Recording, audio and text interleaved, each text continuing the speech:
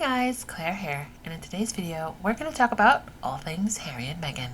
As the official launch of As Ever gets closer, it's been fun reading articles from media sources like Delish, which is essentially a magazine for, well, foodies, talk about the upcoming launch of Meghan's products and what will be available. Also seeing a lot of people talking about what they're excited to purchase. So what about you? Will it be the sprinkles, preserves, the crepe mix? Let me know. Am I the only one that's going to be buying everything off of Meghan Markle's new product line? People are like, it's curated. I'm like, okay, great. Pass the jam. Pass the jam. Pass the crepes with the powder, the little boop powder. Oh, she got a candle mix because she made candles. Pass it all. Ship it to my house. Same. Days after that Meghan Gwyneth rumor shut down, people are still talking about how good it is to see women supporting women. Gwyneth Paltrow did what Kate, Meghan's sister-in-law, refused to do, which is to set the record straight. The media was trying to pit the two women against one another, and Gwyneth said, no. While the British royal women refused to speak up on Meghan's behalf, and in fact kind of fed her to the media wolves using the invisible contract, the relationship between the press and the palace, the UK MPs, all women, wrote an open letter in defense of Meghan. Here's the letter acknowledging the fact that the media was abusing Meghan in the UK, and they all signed their names. One of the more vile printed pieces is below by Jeremy something or another. He was then, after the printing, invited to a dinner party by Cammy the consort. He gave a very flippant type of apology, I suppose. And this week, William was on Jeremy's farm making an appearance on some Netflix show. Harry and Meghan represented that family so well. Yet greed, envy, cruelty prevents that family, the British royal family, from doing the right thing back then and still today. Did you know that Prince William is appearing in the Netflix series, Netflix, Clarkson's Farm? Why is it a bad idea for William to appear on Clarkson's Farm? It's because Jeremy Clarkson called for Meghan to be paraded round the streets of the UK. But I think that he was then encouraging people to at Meghan's. And Jeremy Clarkson says a lot of things tongue-in-cheek. His personality is defined by him being controversial. But it was the wrong thing for him to say in his newspaper column. And eventually the column had to be withdrawn and he had to make, quite rightly, an apology to the public and to Meghan herself. So I Am Say just cracked it and she's won the internet today because it's a bad look for William to be teaming up with someone that called for Meghan to be treated in that way. I don't know who advises William and Kate, but the advice they get is absolutely terrible. I mean, they can't look any worse than they do because they hardly do any work. And by the way, this didn't even make coverage in the Daily Mail yesterday, which was when this was being filmed. I often hear people saying that William and Kate are not being properly advised, but I don't know if I think or if I believe that that's true. There are people who hire a professional to do a job, and regardless of what they're told, they still go on to do whatever it is that they want to do, regardless of what advice they've been given. And sometimes I wonder if that's not the case here. They're principals. He's the future king. And we already know what we've been told and what we see about William, that he doesn't like to be told what to do. So the latest news is that William is going to be he's going to be showing up on the Clarkson farm. Huh. Are you surprised? People are freaking out about it. Are you surprised? Those are his people. That's Cruella's people. Those are his people. Don't forget what he wrote. I'm not going to repeat it because it's so foul and disgusting and I don't want that in the universe, especially for Meghan. Yeah, William and Jeremy Clarkson. Those are his people. That is his tribe. And those derangers that come creeping in, those are the people they're enabling. Yes, we see it on our side. We don't have to play or react or respond. Just when you think that William can't sink any lower, well, he does. Just when you think that he's going to move on and try to focus on being a good Prince of Wales, providing service, showing up for work, more than just, photo ops at food banks and sporting events. Instead, he's sitting around trying to find ways to poke at Harry and Meghan. And that got me thinking. I'm not particularly fond of Kate, but I'm thinking, if William uses so much of his time and resources, and that's been years now, focused on trying to sabotage, one-up, hurt his brother, what on earth could she possibly do if she ever were to be in a situation where she's tired of royal life? Now, do I think that will ever happen? No. I think most of her life has been spent in preparation to become the Queen of England or Queen Consort. So I don't think that's ever going to happen. We don't know what goes on behind the scenes with their marriage. Lord knows we have heard a lot of rumors. But look at what the palace and that family did to Diana. She was alone, being hounded by the press, security taken away, even though they insist that she didn't want it. The family, or Charles and Camilla, launching smear campaigns, much like what they're doing with Harry and Meghan now. She was essentially all alone and at the mercy of the press, at the mercy of the palace. Harry and Meghan, it's exhausting. I don't know how they do it and continue to show up and do good. But they have each other. They have powerful friends, specifically, thank God for Tyler Perry stepping in and providing them a place of protection and peace. They've signed very lucrative deals that allows them to build their own legacy and support themselves financially. By the grace of God, they've survived, even though the smears continue to this day. Catherine would have no such. We know that William spends hours online forums under a fake name. Yeah, you would think you're a man, father of 3, about to be the future king. Your father's ill. Your wife is battling whatever she's battling. Why are you spending so much time focusing on your brother and your sister-in-law who left 5 years ago? That's not normal behavior. Nothing about this is normal. I'm sorry, copy Kate, but this is not the kind gesture that you think it is. But you cannot convince me that this statement is nice and kind instead of what it actually is, which is insane and ridiculous. Let's talk about the example that it does set. Notice that she says she only wants to reconcile with Prince Harry, not with Meghan, not with her niece and nephew. She continues to erase Meghan in all the ways, not to mention 2 children, a 3-year-old and a 5-year-old. So to me, this is not the good example that she thinks it is. I'd just love to see her one day go, F you guys. Yeah. Like, yes. Tell them to go You themselves. tell them. On the weekend, I saw some article Yeah. that she'd written a thank you note to someone, and then they got a handwriting expert to dissect her handwriting, and from that handwriting, they said she's contrived. I do genuinely feel like this poor woman It's bullying. is absolutely getting bullied. She is getting bullied, and it never let up. It's Yeah. not eased. Like, Yeah. people are relentless with her. She's still a mum, and Yeah. she's still a human being. And by the way, she's never done anything that bad. Yeah. She's not gone out and murdered 10 people. No, so why exactly. is everyone Hating on turning her. it into this sport of hating her? And speaking of sport of hating, it is disheartening and annoying to see the current chair attempting to drag Meghan into the mess. Ma'am, I'm gonna need you to knock it off.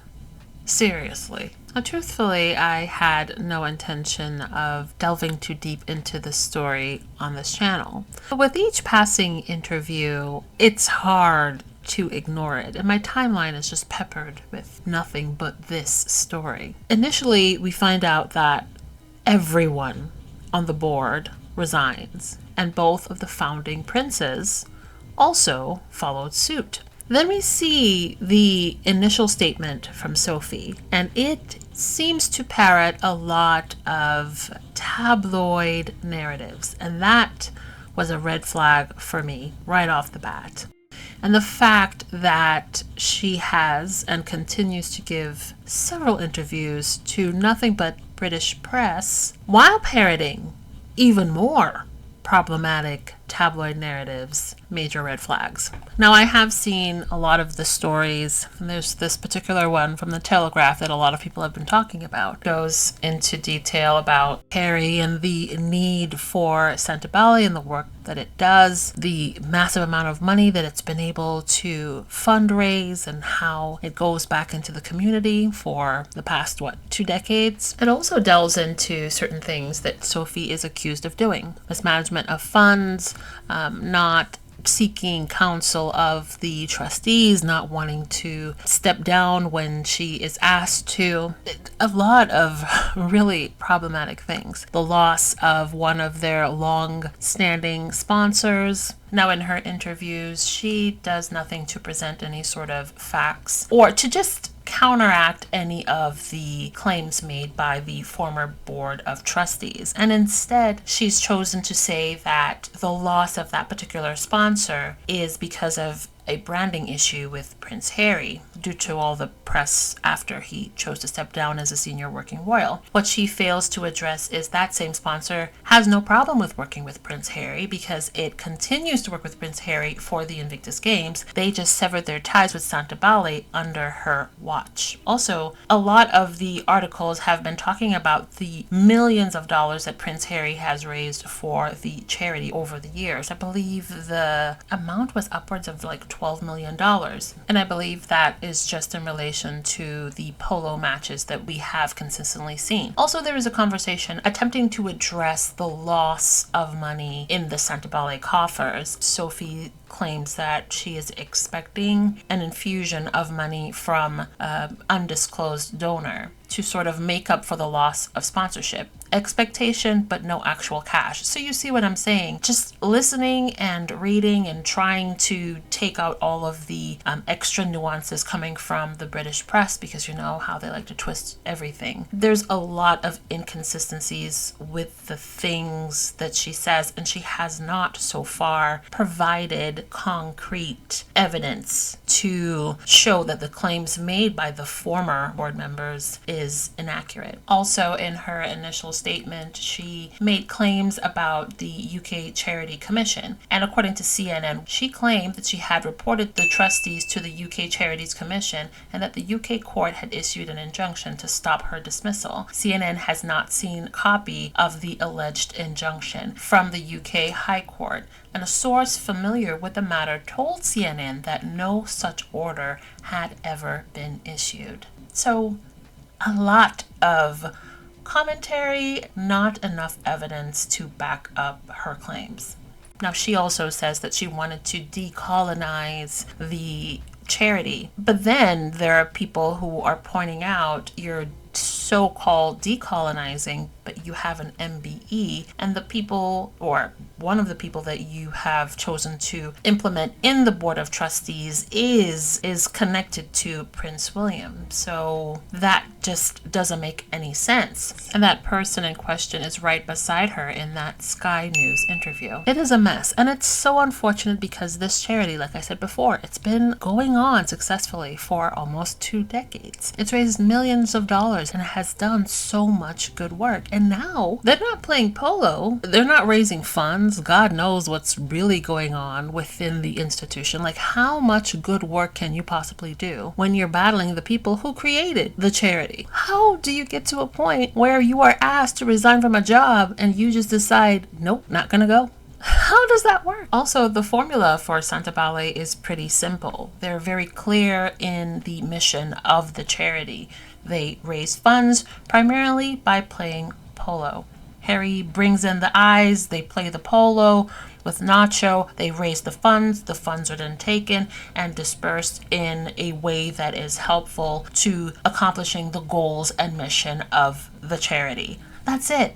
And it has been a formula that has worked for almost 2 decades. Why switch it up? Why switch it up when there's not something that is feasible and tangible to replace it. Two of the former trustees has done interviews. Baroness Chalker, I believe, a trustee for nearly 20 years, described a almost dictatorial style of its chairwoman. Also, another Board of Trustee member did an interview with Sky News. In her statement, including allegations of harassment, bullying, misogyny. As one of the trustees, how do you respond to those allegations? I can honestly say, in my experience, in the meetings I was present in, there was never even a hint of such. The general tone and conduct of the board has been one of respect for each other, accommodating each other's opinions and inputs, and speaking with respect to each other. So this all came as a shock to me when I heard. In an article from The Standard, it says, "It feels like a very targeted and personal attack on Harry, full of keywords to make the media go crazy. Dr. Sonia should know. She's head of risk management and intelligence for Meta." Dr. Sophie also made her statement to the Daily Mail, the very same publication that Harry is currently bringing a lawsuit against for alleged phone hacking. And it wasn't just the Daily Mail, it was the Sun, and now Sky News. So her words in her statement and her media blitz is very intentional. Resilient on X says, "Why hijack someone else's charity when you are supposedly knowledgeable and capable of creating one? No one will want you near their organization based on your behavior." And this is a sentiment that I have seen peppered throughout my timeline from people who have worked in the charitable nonprofit spaces. This user on X, Miranda, says, "As an ex-chair and current company secretary of a charity, I'm distressed to read about Sentebale. My path has crossed the current chairs, and I admired her BBB Awards work. I can't understand what she thinks she's doing. When you lose the confidence of the board, you go." At the end of the day, that is what it boils down to me as well. If you lose the confidence of the board and they ask you to leave, you simply leave. There was no need for all of this insanity. So, what happened to Sentebale's money? And I'm going to present some of the figures that I found online. 2019, Sentebale raised 3.93 million and they spent 1.4 million fundraising. 2020, they raised 2.39 million and spent 334,000 fundraising. 2021, they raised 3.13 million and they spent £500,000 fundraising. 2022, they raised 4.45 million and spent £800,000 fundraising. 2023, which is post the current chairperson's era, they have raised less than 600,000 in total. Coincidence? I don't know, but I do know that apparently there has been a £500,000 spent on consultants in deciding the new fundraising strategy, which has been an epic fail because no fundraising money or no major donors were actually attracted to the charity. And the one major donor that they did have for years on end, the one who actually used to sponsor the polo matches, they declined to do so this year. But they did sponsor Prince Harry's Invictus Games. So again, one of the reasons apparently or allegedly why this chairperson was asked to leave by all the trustees was because they were unable to attract major donors despite saying they would do so. I used to be a headhunter who has recruited to major charities and I've recruited to chair positions. So let's get into it. You can't make this up. Not only does the chairperson of Sentebale refuse to step down after all the trustees resign, after the CEO resigns, and after the two founders resign. But this is the thing, within 24 hours, new trustees magically appear. And not only that, one name stands out.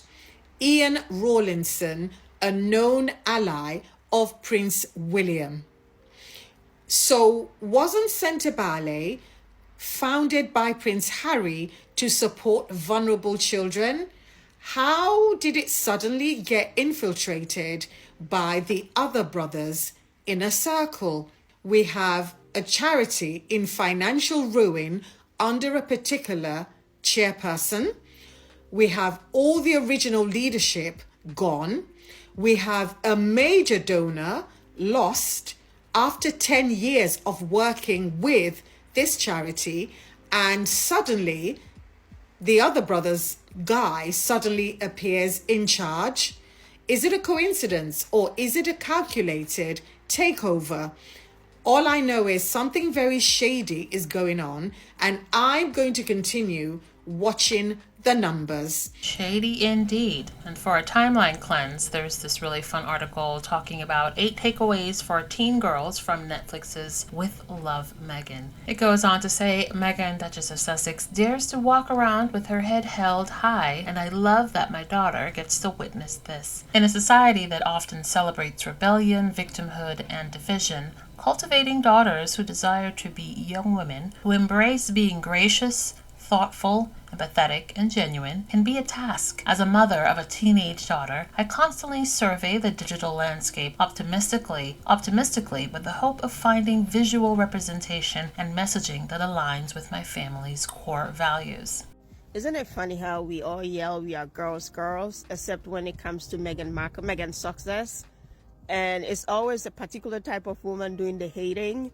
Hate genuinely doesn't look good in anybody. In case you didn't know, Meghan Markle came out with a new Netflix show, and we're gonna make her honey lemon cake. I love the idea of hosting friends with food and the thoughtfulness of sharing food. I just love food and how it brings people together. I did try her original honey lemon cake recipe and I really liked it, but I just made a few adjustments because let's be real, I do not have 20 friends to eat a whole 8-inch cake with like Meghan. To make a lighter cake, I switched out her buttercream frosting with a honey lemon whipped cream, and to use less eggs, we're gonna use some yogurt instead. This cake is light, refreshing, and so cute. Okay, bye. I made Meghan Markle's honey lemon layer cake from her show With Love, Meghan. I watched it with my toddlers and they were instantly so excited, and they said we had to make a honey lemon layer cake for my husband's birthday. So I kind of did my own version. We actually went with a boxed vanilla cake. I did soak each layer with a lemon honey, and then I made a blueberry blackberry compote, filled each layer with that, and then I made a lemon buttercream that was to die for. We decorated ours with blueberries, blackberries, fresh basil leaves, edible viola flowers, and then I topped it all off with zested lemon. I was so excited with how this turned out, and it tasted delicious. Just finished the other rais's bed. I just made the most delicious one-pot pasta. Of course, it is Meghan Markle's one-pot pasta. Now, I did finagle it a little bit to make it my own, and so this turned out so amazing. I'm also adding chicken. So for a total, I added about 4.5 cups of chicken broth and just a handful of that spinach. I'll let this cook down. When I tell you, this chicken, this dish was so amazing. Now the pasta itself is good, but when I paired it with that chicken, it was absolutely amazing. Go ahead and try it. Just when I thought Meghan Markle's show couldn't get any better, Roy Choi came on this episode and she baked him donuts before in the oven. Now I'm like, I gotta bake donuts. I gotta learn how to do this. And they made chicken together. It was very lovely. I also enjoyed this episode that I watched after, where she made lavender towels. Lavender towels, I mean, I would love to make lavender towels, put them in the refrigerator, and then have them for refreshing when it's hot or after workout, and put them behind your neck. Very cooling, very soothing. And she also gives options. If you don't like lavender, use citrus, tangerine. I'm loving the show, Meghan. The casualness in all of Meghan Markle's looks in With Love Meghan were a major green flag for me. She really effortlessly paired monochromatic looks and separates for cooking in her kitchen and prepping meals to literally going outside and feeding her chickens. I think Carolyn Bessette Kennedy had a similar type of effortless, alluring style that Meghan Markle has kind of reinvented and modernized. There is something really special to me about a woman in her stature and place in life wearing things that are attainable and effortless, but so meticulous and polished and comfortable. The working woman, the working mom, the entrepreneur, they all want something that they can wear that will make them feel confident, but not make them feel like they're not themselves. Meghan Markle nailed high-low, she nailed femininity, she nailed chic style to a T, and I'm just so grateful that she did. I've been so inspired by these looks, and I've been re-inspired to teach my clients how to put effortless looking outfits together. I am so excited for season 2 and to see more of this chic, timeless fashion. You probably sitting at home, you're like, oh, I'm so bored, I'm so miserable, everything in my life. Girl, go outside and dilly-dally. Did you dilly-dally today?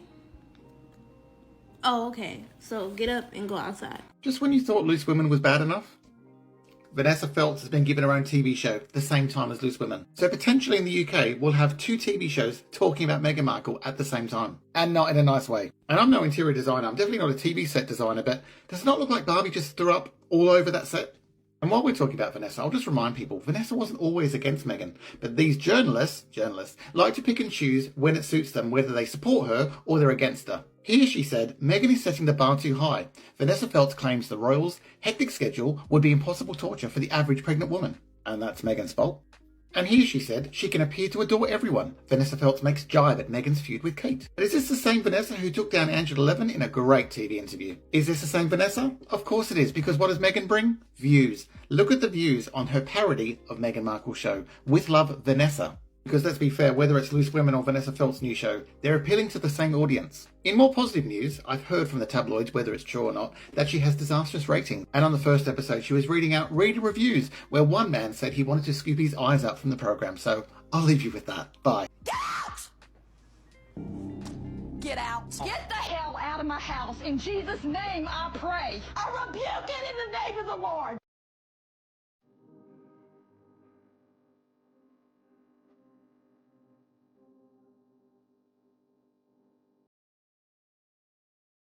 Thanks for watching. Don't forget to like and subscribe. Also, hit that notification bell.